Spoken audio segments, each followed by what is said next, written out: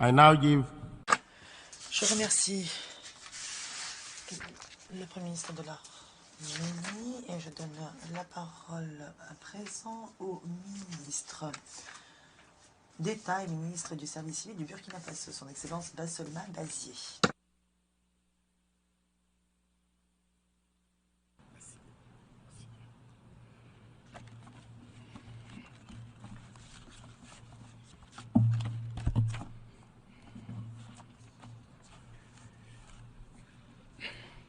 Excellences, Monsieur le Président de la 78e session de l'Assemblée générale des Nations unies, Excellences, Monsieur le Secrétaire général de l'Organisation des Nations unies, distinguées personnalités, au nom de son Excellence le capitaine Ibrahim Traoré, président de la transition, chef de l'État, recevez les salutations fraternelles du peuple et du gouvernement du Burkina Faso.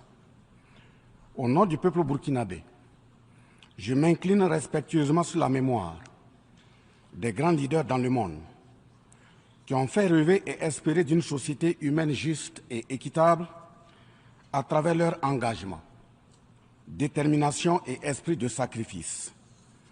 Je cite notamment Fidel Castro de Cuba, Patrice Émeric Lumumba du Congo, Modibo Keïta du Mali, Ruben Unyobe et Félix Moumié du Cameroun, Sylvanus Olympio du Togo, Che Guevara de l'Argentine, Martin Luther King et Malcolm X des États-Unis d'Amérique, Nelson Mandela de l'Afrique du Sud, Jomo Kenyatta du Kenya, Amilcar Cabral de la Guinée-Bissau et des îles Cap-Vert, Marianne Ngouabi du Congo-Brazzaville, le capitaine Noël Isidore Thomas Sankara du Burkina Faso, etc.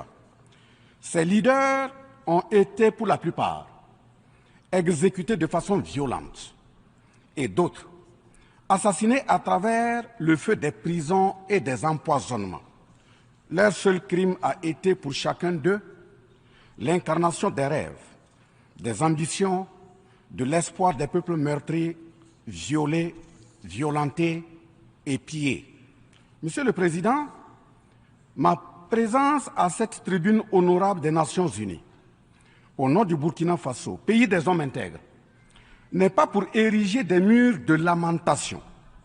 Je ne suis non plus pas là pour vous livrer un discours de convenance, mais j'ai été plutôt mandaté en sacrifice pour vous dire que le mensonge d'État, l'hypocrisie diplomatique, la boulimie du pouvoir, la recherche effrénée du gain, l'esprit démoniaque de domination et d'exploitation de l'homme par l'homme sont les vraies plaies qui gangrènent notre vivre ensemble et font courir toute la société à sa perte, y compris donc notre organisation, l'ONU.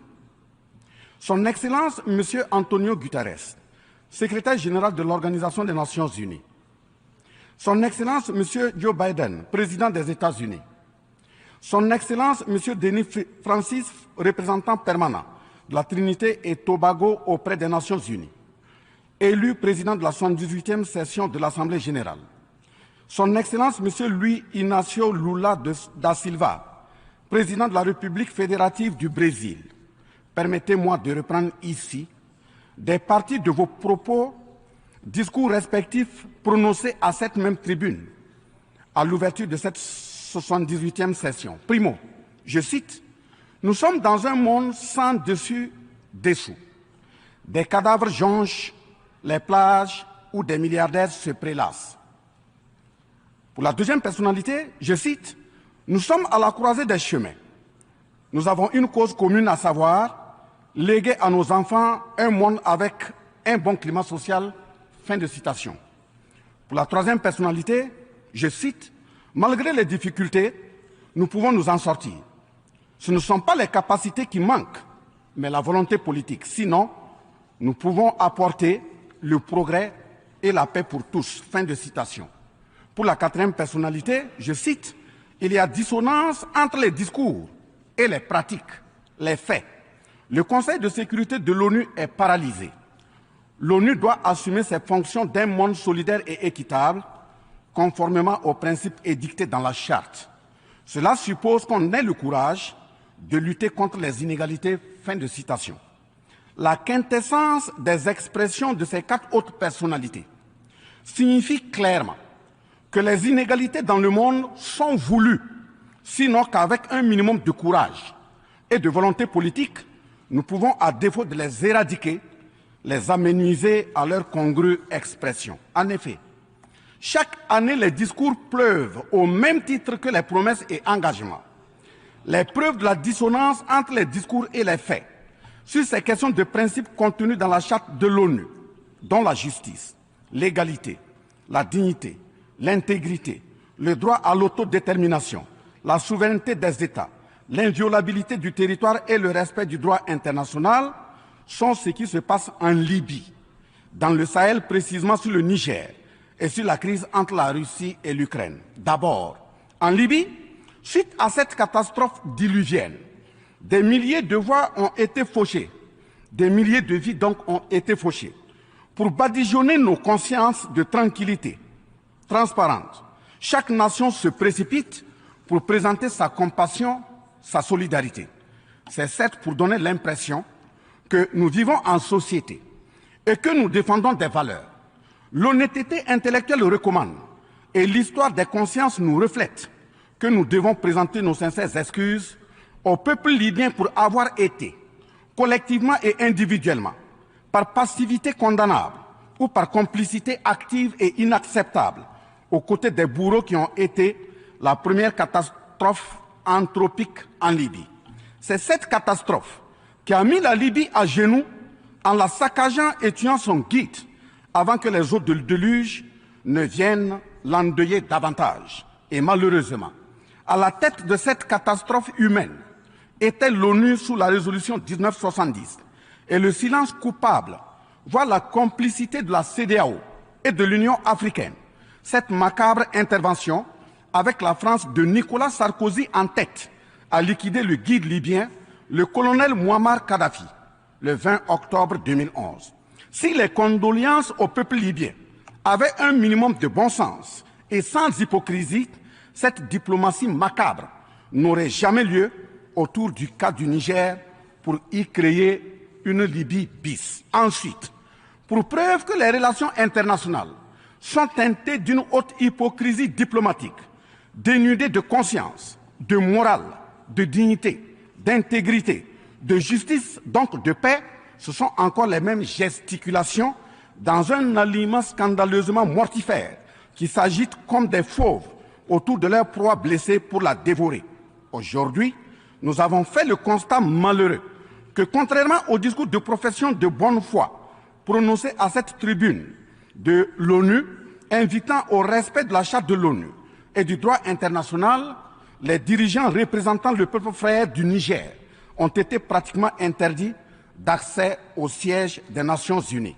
Le Burkina Faso condamne fermement cette manœuvre sordide qui relève de pratiques moyenâgeuses. Cela ne peut évidemment se faire que par des esprits en perte de valeurs essentielles pour toute vie harmonieuse en société. De ce fait, nous renchérissons pour dire que l'ONU ne doit en aucun cas être un instrument dans les mains d'un quelconque pays.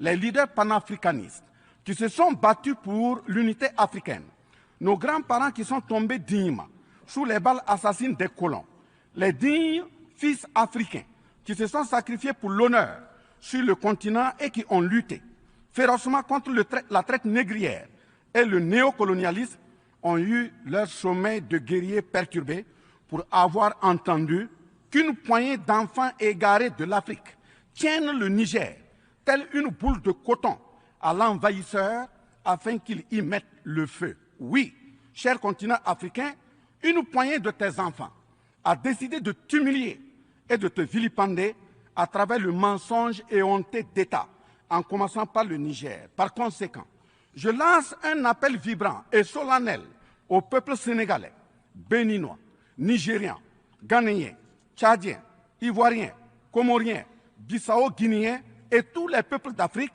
à se mobiliser davantage dans la fraternité et la solidarité africaine afin d'éviter que les impérialistes mettent le feu au Niger, comme le cas de la Libye.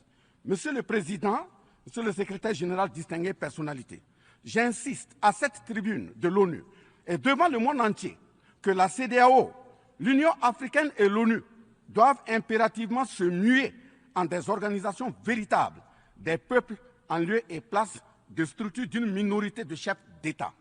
Elles ne doivent pas être utilisées et instrumentalisées pour déstabiliser des pays frères en assassinant leurs leaders. Ce n'est qu'à ce prix que la charte de l'ONU et le droit international auront un sens. Enfin, parlant de la charte de l'ONU et du droit international, un conflit entre la Russie et l'Ukraine est entretenu et voulu par certaines puissances. Ainsi, plusieurs pays occidentaux, notamment les États-Unis et l'Union européenne, y ont déversé toute sorte de soutien, notamment militaire. Les populations civiles ukrainiennes, engagées comme volontaires, dont certains pilotent même des chars, sont félicités et traités de patriotes. Le Mali, le Niger et le Burkina Faso font face à une guerre qui leur a été imposée par l'impérialisme sous le couvert de terroristes de tout acabit, sémant terreur et désolation.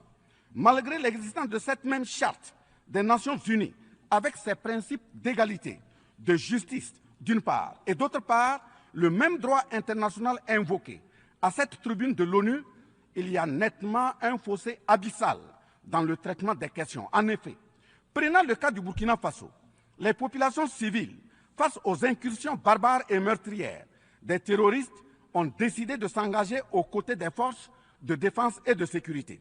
Ces populations ainsi engagées, formées et encadrées par les FDS, sont appelées des volontaires pour la défense de la patrie. Ainsi, au Burkina Faso, nous avons 58 000 VDP, dont 42 000 VDP communaux et 16 000 VDP nationaux, qui combattent sur tous les fronts aux côtés des forces de défense et de sécurité, formées, encadrées, orientées par elles. Celles-ci n'agissent que sur instruction et surveillance des FDS et conformément à des textes réglementaires en vue de protéger leur vie et leurs biens. Ce sont ces patriotes que certains chefs d'État de la CEDEAO et de l'Union africaine, sur instrumentalisation de puissances impérialistes capitalistes, tentent de faire croire à la communauté internationale que ce sont des milices. C'est cela le mensonge éhonté d'État. Monsieur le Président, si la communauté internationale était honnête et sincère dans son engagement contre le terrorisme, il ne perdurera point, de sorte à ce que des populations civiles s'engagent et se forment pour assurer leur propre défense. Parlant d'un manque de franchise de cette communauté internationale, voici les exemples. Premièrement, lorsque le Mali, le Burkina Faso, le Niger et d'autres pays se sont organisés sur leurs frontières communes en mutualisant leurs forces pour faire face au terrorisme, la France est venue de nulle part imposer son instrument qu'est le G5 Sahel. Aujourd'hui, la CEDEAO, qui a subitement une force d'intervention pour établir des démocraties, a annoncé un apport de 2 milliards de dollars US. Mais à la création de cette G5 Sahel, jusqu'à nos jours, à sa vaporisation, cette CEDEAO n'a pu débourser que 25 millions de dollars, 25 millions de dollars US.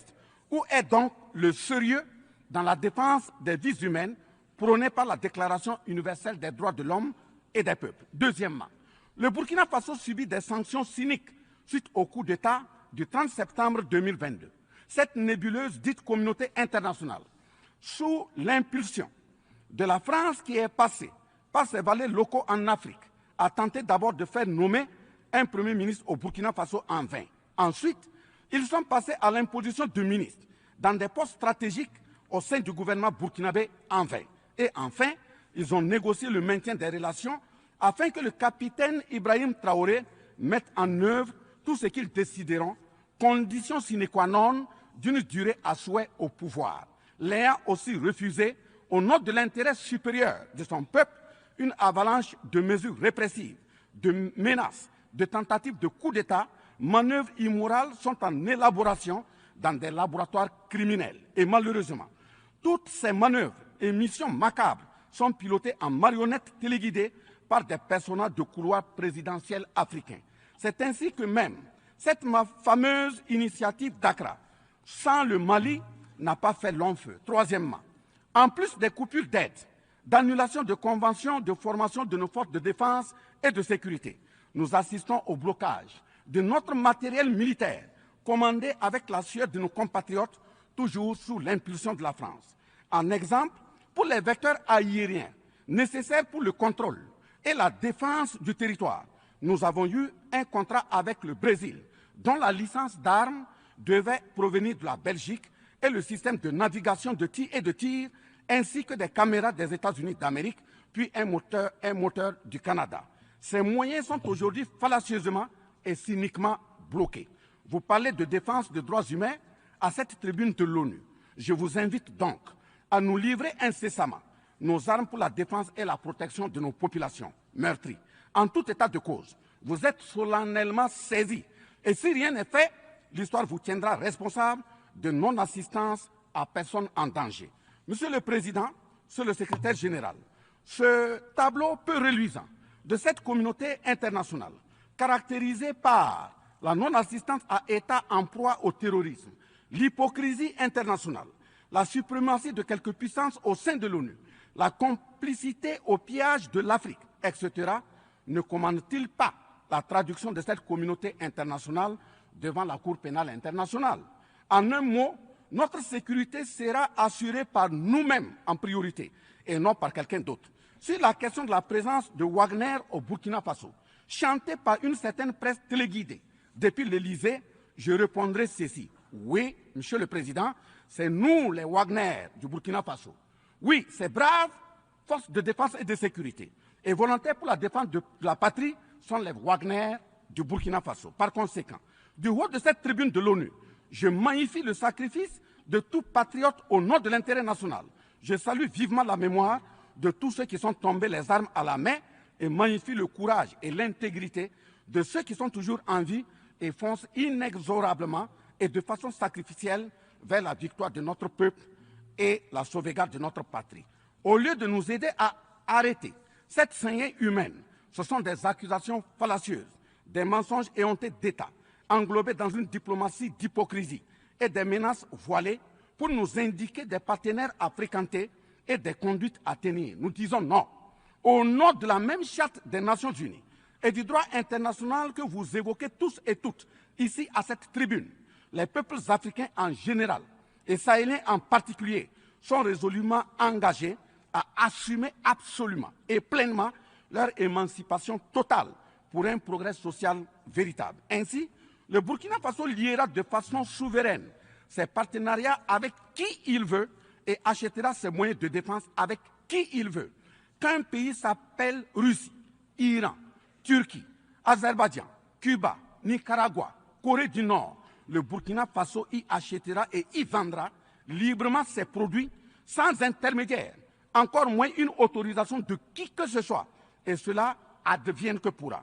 Monsieur le Président, Monsieur le Secrétaire général, parlant toujours d'hypocrisie et de mensonges d'État, dans cette question de lutte contre le terrorisme, en général et dans le Sahel en particulier, voici d'autres faits que vous n'ignorez certainement pas et j'en suis certain. Primo, dans le Sahel, nous avons près d'une dizaine de milliers de soldats d'armées étrangères, composés en majorité de soldats français, mais également des soldats américains, allemands, italiens, etc., avec des armes, des matériels volants et de surveillance des plus sophistiqués au monde. Et malgré tout, personne ne voit des colonnes de centaines de terroristes se déplacer pour aller servir la désolation et la mort, souvent avec des armes inimaginables. Au Mali, au Niger et au Burkina Faso, il n'y a ni usine de fabrique d'armes, ni de munitions. Qui recrute donc ces terroristes? Qui les entraîne? Qui les dote en permanence? Qui les nourrit et avec quels moyens? Croyez-vous à cette philanthropie au nom de laquelle des Occidentaux vont envoyer leurs militaires au Sahel mourir pour des beaux yeux des Sahéliens? Si oui, qu'est-ce qui justifie les énervements et autres gesticulations puériles et diplomatiques dès qu'on dit à la France de déguerpir militairement? La vraie raison, ce sont les ressources du sous-sol au Sahel. En effet, l'Assemblée nationale française a voté la loi numéro 057-7-27 du 10 janvier 1957, parue dans le journal officiel de la République française du 12 janvier 1957, portant création de l'Organisation commune des régions sahariennes, OCRS, qui regroupe des parties du Mali, du Burkina Faso, du Niger, de la Mauritanie, de l'Algérie, etc. Cette zone n'a jusque-là pas d'égal dans le monde en termes de richesse de sous-sol. À titre d'exemple, la nappe phréatique la plus importante va de la Mauritanie à la Somalie, en passant par le Mali, l'Algérie, la Libye, le Niger, etc. Le journal Le Monde du 23 juin 1957 avançait le chiffre de 6 à 7 millions de tonnes de pétrole comme production potentielle annuelle du Sahara. En plus de ces ressources naturelles, nous avons l'uranium, l'or, le cobalt, le zinc, le diamant, le lithium, le cuivre, etc. Si vous, les Occidentaux, vous aimez tant les Sahéliens pour y amener vos militaires, mourir au nom de la démocratie, de la liberté, des droits humains et de la paix, pourquoi tout le continent africain, qui compte 1,3 milliard d'habitants, dont le deuxième continent le plus peuplé, avec 30 415 873 km² et 54 États, n'a aucun siège permanent au sein du Conseil de sécurité avec un droit de veto. N'est-ce pas là, au-delà d'un crime d'État, un crime onusien? Donc, halte aux mentions diplomatiques grossiers consistant à dire que ces puissances impérialistes viennent au Sahel pour défendre la démocratie et des droits humains. Parlant de droits humains, je vous rappelle que la première charte au monde sur cette question de droits humains de l'homme est bien celle de Kouroukan-Fougan de 1236 au Mandé actuel Mali. De ce fait que les moralisateurs expansionnistes gardent leur rhétorique de respect des droits humains à géométrie variable pour leurs terroristes qu'ils encadrent. Secondo, l'Afrique n'aime pas comparer les morts. C'est un manque d'éducation que de le faire. Par conséquent, je m'incline respectueusement sur la mémoire de toutes les nationalités ayant perdu la vie en Afrique en général et au Sahel en particulier. Ainsi, sur les sorties hasardeuses, condescendantes et malheureuses du président de la République française Emmanuel Macron, et qui frise souvent le ridicule, tout en se glorifiant d'une hypothétique condescendance sur les peuples africains, je m'impose le devoir de lui faire un petit cours d'histoire sur sa propre histoire. Voilà pourquoi les salles de classe sont faites pour que les enfants apprennent les cours et grandissent bien, que de s'adonner à autre chose, au risque de se perdre à jamais. Mais pour commencer, je précise qu'aucun peuple africain ne s'est opposé au peuple français. Il n'y a pas donc de sentiment anti-français en Afrique. Il n'y en aura jamais du fait de notre légendaire hospitalité et amour du prochain. Il y a que les peuples africains refusent la condescendance, l'arrogance, l'insolence, la suffisance, le paternalisme, le pillage de ses ressources et le crime organisé. En effet, pour votre mémoire, M. Emmanuel Macron, d'abord, je rappelle l'appel à travers la BBC en Angleterre le 14 juin 1940, lancé par votre propre grand-père, le général de Gaulle, à l'endroit de l'Afrique pour venir sauver la France des griffes des nazis. Comme rappel, nous avons 17 000 Maliens morts pendant les 2 guerres mondiales, d'une dette de sang que la France semble avoir occultée. S'ils le veulent, qu'ils aillent dans le livre, confère livre de Bakary Kamia, professeur agrégé de l'université Sorbonne. J'ajoute dans ce même document, à la page 344, au tableau 21, les vétérans soudanais des 2 guerres. Il en résume un total du Burkina Faso, du Mali et du Niger à 82 208 combattants qui sont tombés. Et au niveau de l'Afrique occidentale française, il y a eu 154 519 combattants mobilisés, qu'ils se confèrent donc aux sources Henri Léger, rapport de fin de mission en AOF Dakar, le 13 juin 1950, archives du Sénégal, code 4 D 68, acte parenthèse 89, voire annexe 5. Ensuite, le 17 novembre 1986, François Mitterrand, président français d'alors, en réponse au capitaine Thomas Sankara, disait ceci, je cite, « L'Afrique a été pillée. J'ai parlé de matières premières. J'aurais dû parler des hommes.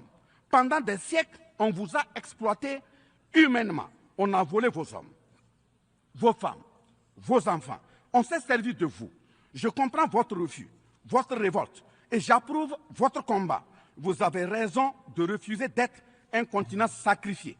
Le moment est venu où vous devez vous-même développer vos économies à partir de ces biens et de ces hommes, et le devoir de ces pays qui ont profité abusivement du travail africain, c'est de restituer à l'Afrique une part de ce qui a été pris au travers des siècles derniers. Fin de citation. Effectivement, l'Afrique a toujours été vachement pillée, mais elle reste riche en hommes, en valeur et en richesse minière. Pour preuve, parlant de ces ressources minières, l'Afrique, c'est 30% des ressources minérales mondiales, 40% des réserves d'or, 33% des réserves de diamants, 80% des réserves de coltan, 60% des réserves de cobalt, 55% des réserves en uranium, etc. C'est pour la défense ferme de cette Afrique que la jeunesse africaine est plus que jamais debout. Monsieur Macron, avez-vous encore besoin d'un peu d'histoire pour vous remémorer? Enfin, bien avant cette sortie regrettable et donc malheureuse du président français Emmanuel Macron, il s'était attaqué, comme tant d'autres de ses compatriotes politiciens, à la maternité africaine. Et là aussi, je tiens à lui rappeler que l'Allemagne compte 80 millions d'habitants environ sur une superficie de 347 000 km² face au Congo, qui a 95 millions d'habitants sur une superficie de 2 345 000 km². Deuxièmement, la Belgique compte 11 millions d'habitants sur une superficie de 30 000 km² face au Gabon, qui a 2,5 millions d'habitants sur une superficie de 267 000 km². Troisièmement, la France compte 68 millions d'habitants sur 672 329 km² face à la Namibie, qui compte 2,5 millions d'habitants sur une superficie de 825 000 km².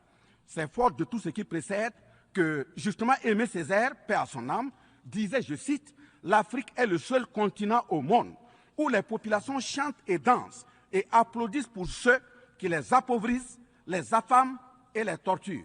Le malheur de l'Afrique, c'est d'avoir rencontré la France. » Fin de citation.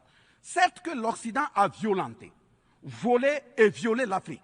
Quelle est notre part de responsabilité en tant que dirigeants africains? N'est-ce pas nous, dirigeants africains, qui prêtons le flanc pour qu'on nous piétine? En effet, nous avons abandonné notre identité pour ne rien être. Nos noms ont disparu pour faire place à d'autres noms importés et qui ne collent pas à nos réalités. Il nous faut reconquérir notre culture. Nous avons singé en copiant l'Occident, en monogamie. Voilà qu'aujourd'hui, on veut nous faire croire que des contre-valeurs, des attitudes contre la nature relèvent du ressort de la liberté. Il ne sera pas question d'homosexualité en Afrique, je le répète. Il ne sera pas question d'homosexualité chez nous. Monsieur le Président, ce qui vient d'être décrit sont les étiquettes profondément malheureuses d'une ONU aujourd'hui résumée qu'à sa portion de forme, car 1,2 milliard de personnes sont plongées dans la misère. 2 000 milliards de dollars US dans l'armement. 20 fois le budget de l'ONU dans le nucléaire. Sur les questions de développement, l'Afrique reçoit du FMI et de la Banque mondiale 34 milliards de dollars contre 160 milliards de dollars pour l'Occident. La paralysie du Conseil de sécurité de l'ONU, la paralysie de l'Organisation mondiale du commerce, la montée des tensions suite au repositionnement géostratégique. L'Organisation mondiale du commerce également encore bloquée. Le Fonds monétaire international FMI et la Banque mondiale qui fonctionnent en véritable usurier. L'Organisation mondiale de la santé qui est de plus en plus dominée par les firmes pharmaceutiques de rente, donnant ainsi une priorité commerciale que sociale aux vaccins tels que le vaccin contre la Covid-19. L'ONU qui devient de plus en plus l'ombre d'elle-même de par les tentatives de sa prise en otage par un conglomérat de puissances internationales impérialistes, brouillant ainsi la clarté et le sérieux dans ses prises de position, etc. Par conséquent, les peuples africains en général, et sahéliens en particulier, se battront vigoureusement pour que la CEDEAO, l'Union africaine et l'ONU soient des institutions au service véritablement des peuples du monde pour leur profonde émancipation et le progrès social véritable. Parce que ce sont les manquements de ces organisations, leur manque de sincérité, leurs décisions clientélistes et à géométrie variable, la couverture des tripatouillages constitutionnels avec leur lot de crimes, la promotion de la mauvaise gouvernance, le pillage, la désorganisation sociale et la corruption qui conduisent immanquablement au coup d'État, qui ne sont donc que des conséquences. Traitons donc les causes et les conséquences disparaîtront d'elles-mêmes. Mais si nous continuons avec ce jeu de l'Autriche, à la diplomatie d'hypocrisie, aux mensonges éhontés d'État, aux crimes organisés, au tripatouillage constitutionnel et à la fabrication de l'armée à la tête de nos États africains, même l'ONU risque de ne pas échapper à un coup d'État. À bon entendeur, salut. Dans ce sens,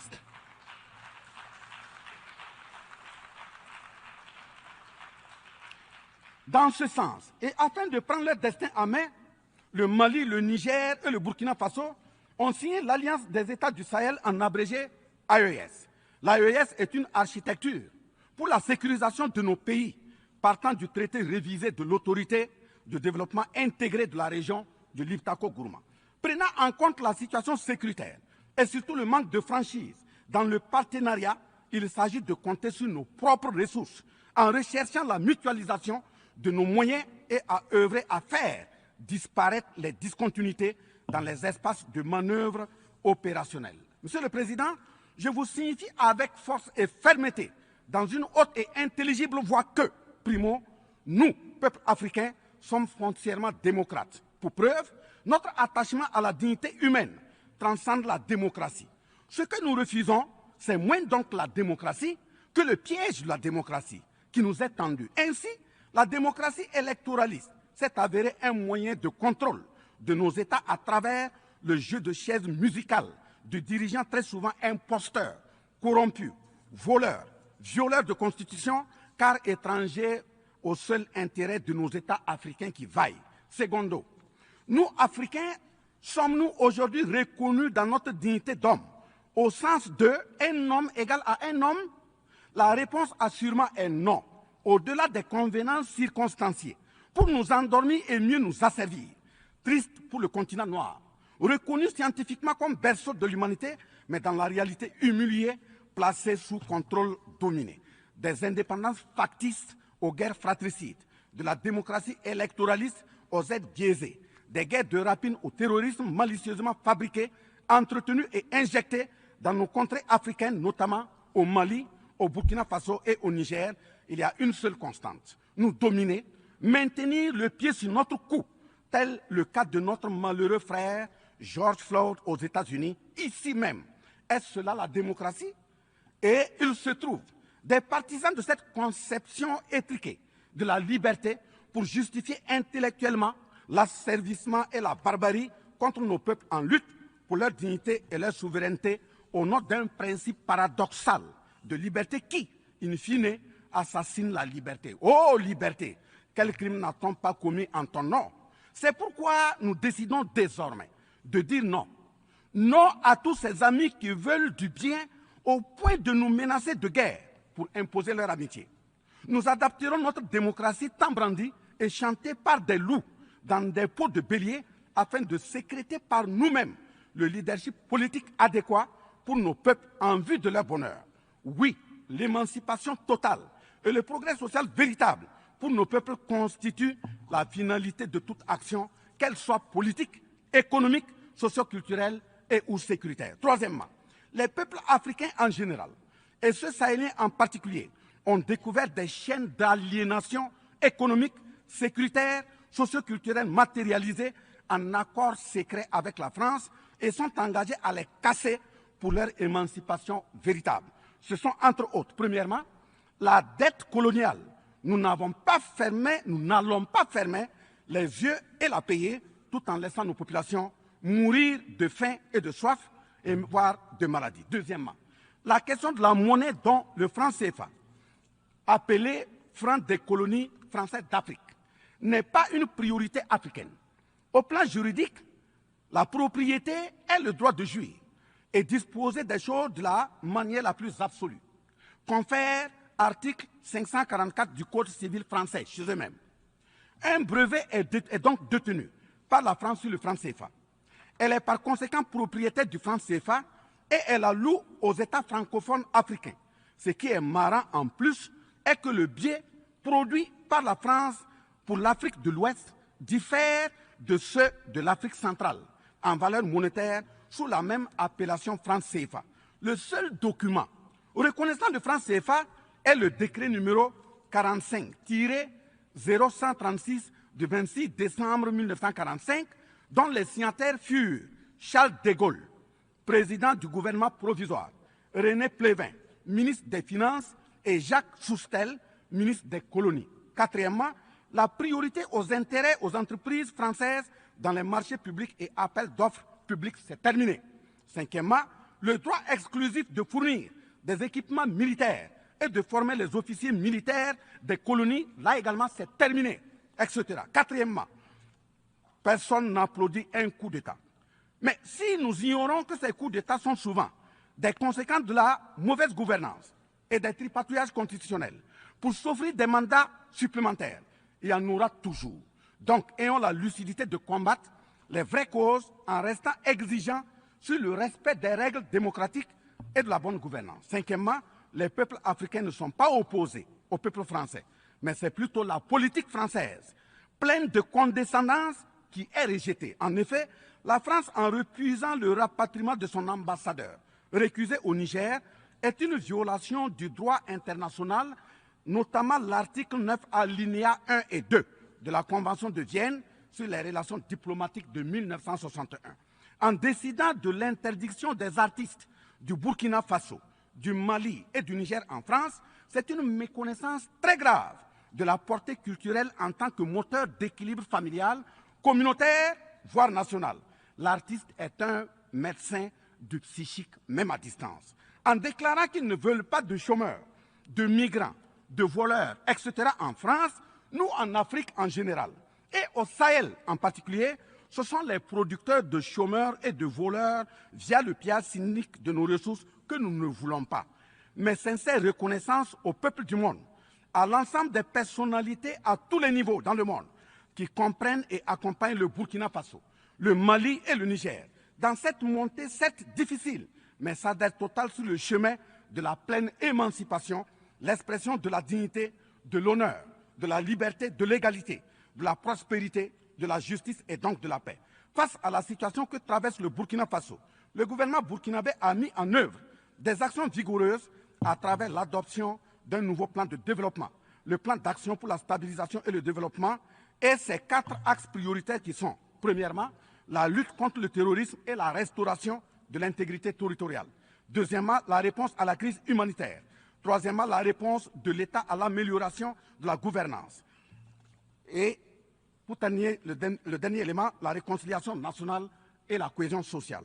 Ces efforts visent à offrir à la population burkinabé de meilleures conditions de vie, tout en saluant l'ensemble des partenaires à travers le monde qui nous accompagnent. Nous invitons vivement ceux qui sont toujours dans le doute ou tétanisés par des rapports au contenu faux qu'ils sont les bienvenus au Burkina Faso, à condition que le partenariat cadre avec la vision de la transition résumée dans ces 4 axes. Vive l'ONU, vive la 78e session, vive les peuples en lutte, vive la solidarité entre les peuples, vive l'Afrique libre, vive l'Alliance des États du Sahel, vive le Burkina Faso, la patrie ou la mort, nous vaincrons. Je vous remercie.